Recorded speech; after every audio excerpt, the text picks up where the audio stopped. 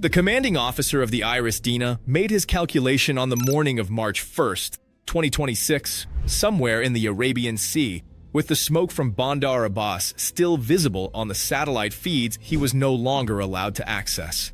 It was not a complicated calculation. The Persian Gulf was finished. The Strait was finished.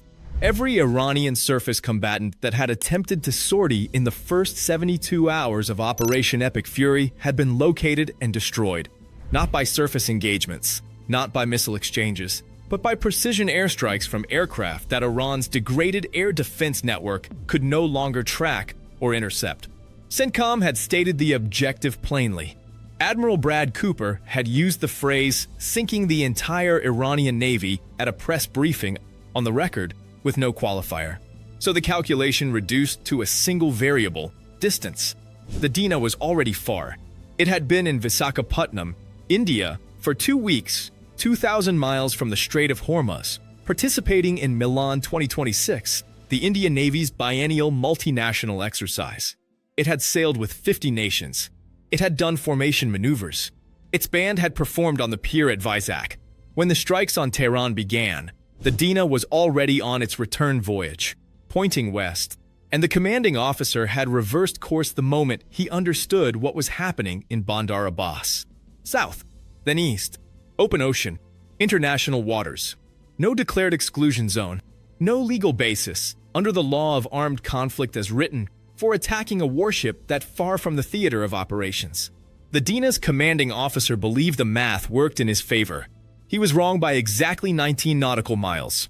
What he did not know was that the math had been run against him 3 weeks earlier. Not by a submarine, not by a satellite, by an aircraft that had flown anti-submarine drills alongside his own ship at Milan 2026 while his band was still performing on the pier at Vizak. The Pentagon has never confirmed what that aircraft was doing. It has never denied it either. The commanding officer had reason to believe the Dena was worth saving. He had commanded it for 14 months.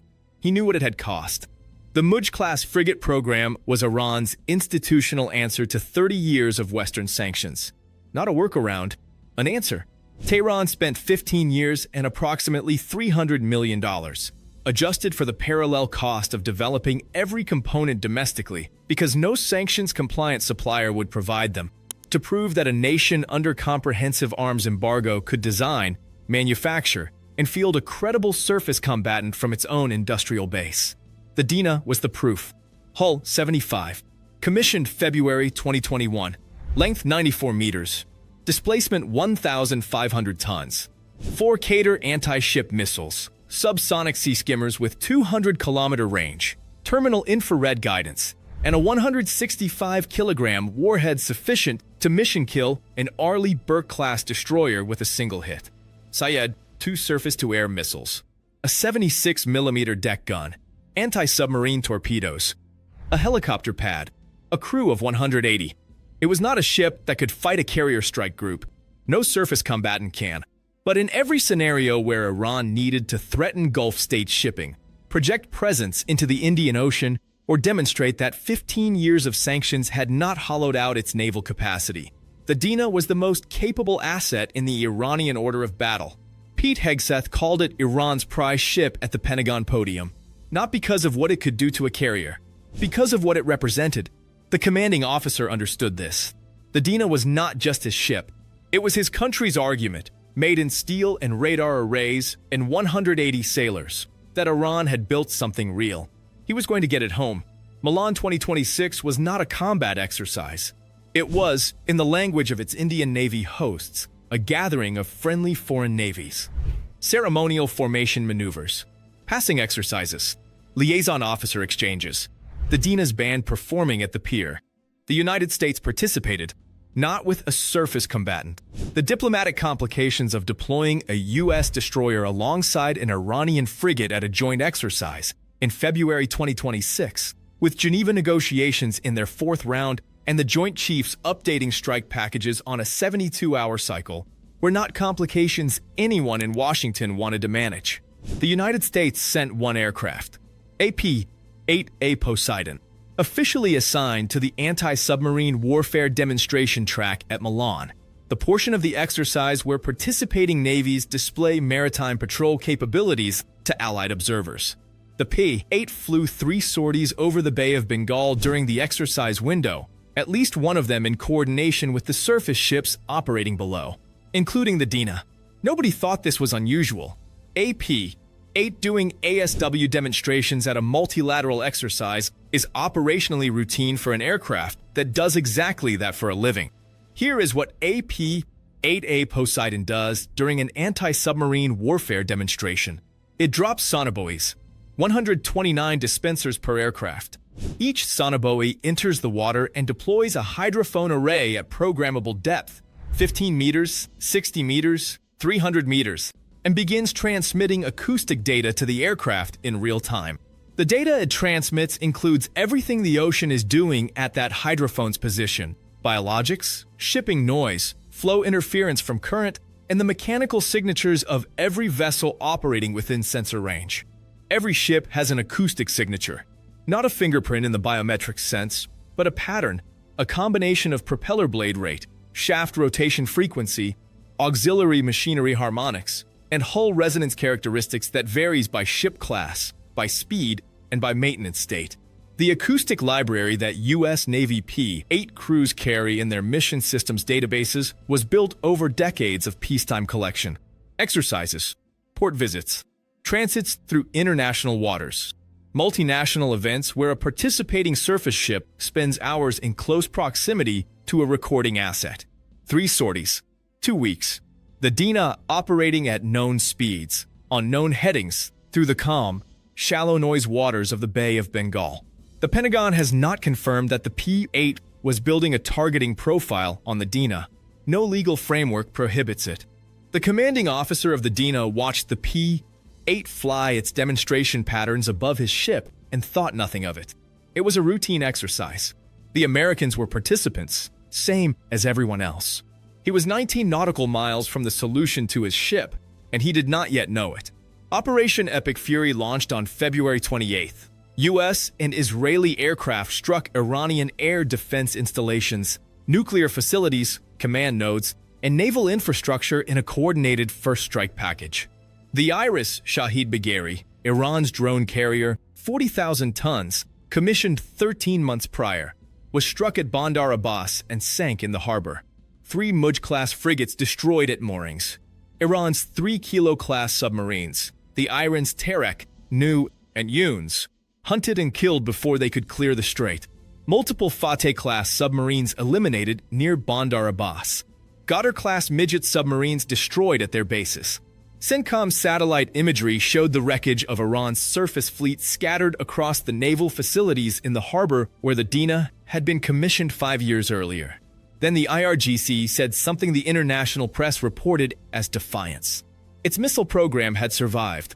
The Quds Force released a statement on March 9th. Strike platforms were being deployed in greater numbers, with warheads now exceeding 1 ton. Hegseth had claimed 90% of Iran's launch capability was degraded. The IRGC said the claim was false. Whether the claim was true mattered less than what it represented. Iran signaled that the war was not over on Washington's terms. The Dena's commanding officer received none of this through official channels. He was running south through the Indian Ocean, communications restricted to avoid electronic signature, navigating by the silence coming from Bandar Abbas. When a fleet stops transmitting, you do not need a briefing to understand what has happened to it. He pushed the throttles forward and put more ocean behind him. For 1,000 miles. He had done the math. He had enough fuel for the transit east, then south of Sri Lanka, then gradually curving back toward the strait when conditions permitted, when the airstrikes ended, when a ceasefire was negotiated, when the war ran its course, and there was a home port to return to. A ship running from a war does not make unpredictable course changes. It runs, sustained speed, consistent heading, maximum distance per unit of time. A ship doing exactly what the Dena was doing generates a predictable track line. Track lines have geometries. Geometries have intercepts. The commanding officer did not know that CENTCOM had expanded carrier strike group operations in the Indian Ocean on February 26th, 2 days before the Tehran strikes, specifically to establish subsurface coverage against Iranian naval assets outside the primary theater. He did not know the prediction error on his track, based on 72 hours of passive acoustic cueing from SOSUS arrays at the southern tip of India, was less than 15 nautical miles. He did not know a Los Angeles-class submarine had been vectored to his intercept on March 3rd and had been in passive trail contact for 11 hours. He knew none of this because a Los Angeles-class running at 5 knots on electric drive produces a radiated noise level indistinguishable from ambient Indian Ocean background. It carries no running lights. It files no position reports. It does not appear on any civilian maritime tracking system. It exists as an absence of information, a gap where something that cannot be seen is doing something that cannot be heard. March 4th, 0421 hours, the commanding officer was in his sea cabin at 0421, for hours into a rest period. 3 weeks at sea. The Indian Ocean at force 2, slight swell from the southwest, 8-knot wind, visibility unlimited. The watch rotation on the bridge was routine. 2 sailors from the engineering section had come topside for air before the morning heat arrived. The sonar watch, if anyone had been actively monitoring the passive receivers at that hour, was monitoring empty ocean. There was nothing to search for. They were 4,000 miles from a war. The execute order arrived at the submarine at 0421. Encrypted, the commanding officer of the Charlotte read it, confirmed weapons release authority with his executive officer, and turned to the fire control team. The contact was at 12,000 yards, bearing 315, course 245 true, speed 14.8 knots. The fire control solution had been updated 67 times in the preceding 4 hours. It had not materially changed. 1 shot, 1 target. The Mk-48 ADCAP left tube 2 at 0426. Wire guided at launch, the submarine keeping the weapon on track through the first phase of the run, then cutting the wire at 2,000 yards and letting the torpedo's own active seeker take over. The weapon accelerates to 55 knots in the terminal phase.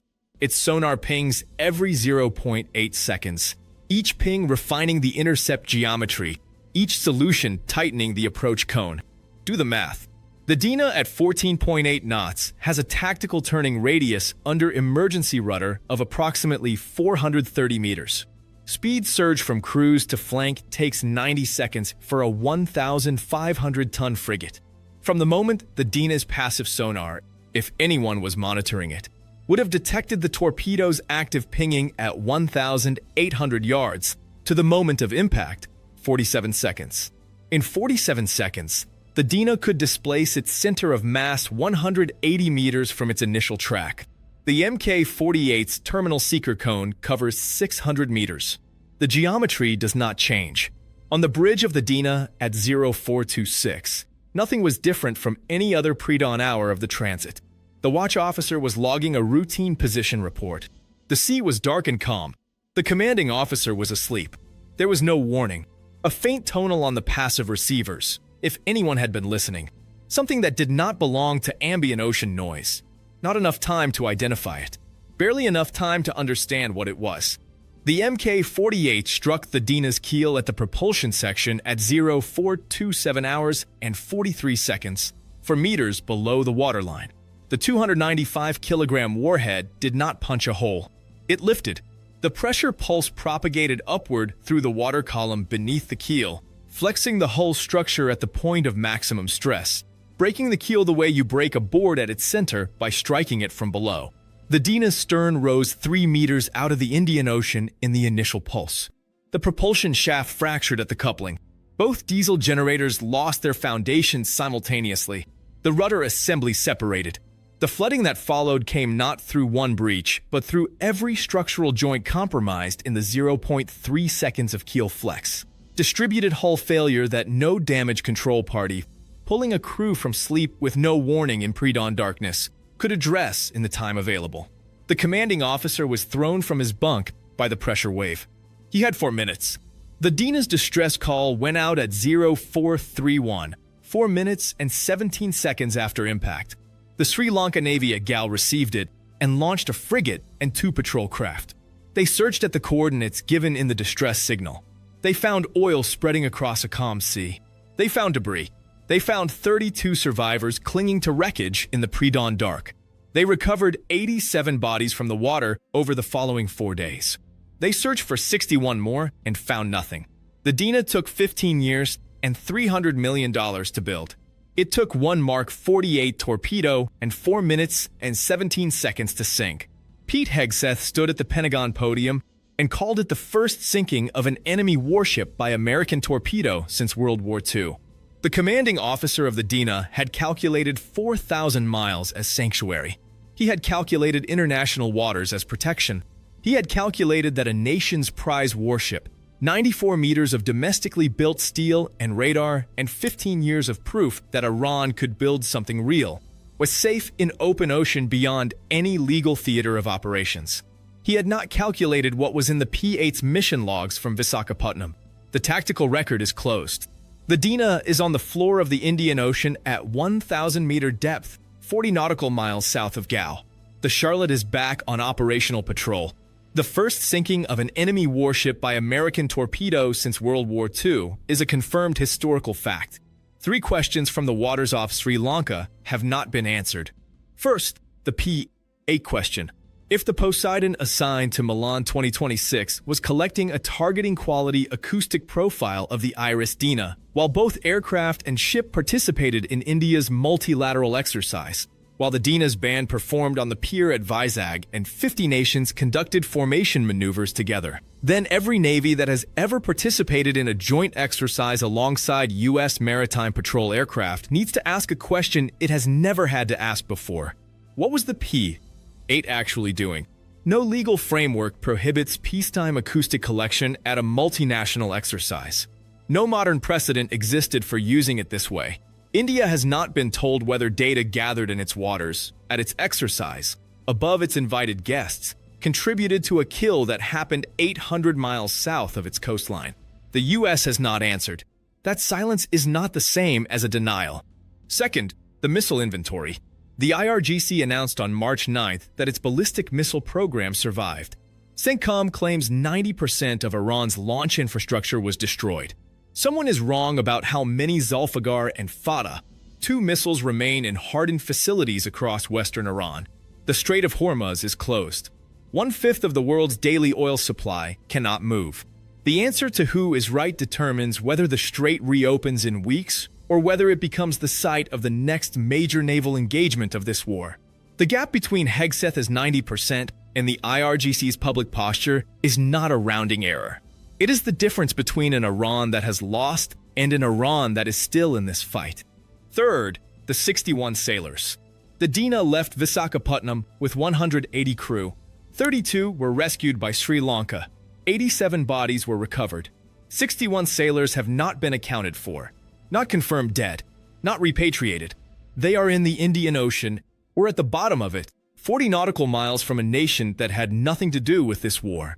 Iran's foreign minister vowed retaliation for the Dena specifically, not for the carrier strikes on Tehran, not for the submarine kills in the Strait, for the Dena, because the 61 sailors who have not come home were not combatants when they died. They were sailors coming back from a ceremonial exercise, on a ship their navy spent 15 years building to prove that sanctions could not stop Iran from building something. The commanding officer had made his calculation. The ocean gave him 47 seconds. The P-8 at Milan may have been training. The Charlotte may have found the Dena through SOSIS queuing alone, with no data from Visakhapatnam ever entering the targeting chain. The official record does not say the P-8 was not listening. And in the waters off Sri Lanka, where 61 sailors are still unaccounted for, that distinction matters. The commanding officer of the Dena ran the only calculation available to him. He took his country's most modern warship 4,000 miles from the theater of conflict into international waters, beyond every declared boundary, and he did what every naval officer in his position would have done. He put distance between his ship and the threat. Distance is the oldest calculation in naval warfare. It is what every navy, in every era, has used as the foundation of sanctuary. Sail far enough, and the threat cannot reach you. The laws of armed conflict ratified this calculation. International waters are not a theater. A ship beyond the exclusion zone is not a target. The United States Navy spent 40 years building the architecture that makes that calculation obsolete. It is not one weapon. It is not one submarine. It is the integration of passive acoustic arrays on the ocean floor, maritime patrol aircraft that operate across millions of square nautical miles collecting data that never appears on a press release, submarines that can trail a surface contact in passive silence for 11 hours across a featureless expanse of open Indian Ocean, and a fire control network that collapses a 70-million square nautical mile ocean into a targeting geometry that fits inside one fire control solution update every 90 seconds. The Dena's commanding officer could have sailed for a year. He could have gone around the Cape of Good Hope and put himself in the South Atlantic. He could have run the ship until it was out of fuel and drifting. The P-8's mission logs, if they were what the geometry suggests they may have been, were already ahead of him. No ocean is far enough. No distance is sanctuary. The calculation the Dena's commanding officer made was rational, legal, and geometrically precise. It was wrong by exactly 19 nautical miles. If you want to understand what Iran does next, when its navy no longer exists, its strait is closed, its missile inventory is disputed, and 61 of its sailors are still somewhere in the Indian Ocean, subscribe. Because what comes next does not come from a surface fleet, and the P-8 that tracks it is already airborne. Stay vigilant. Stay informed.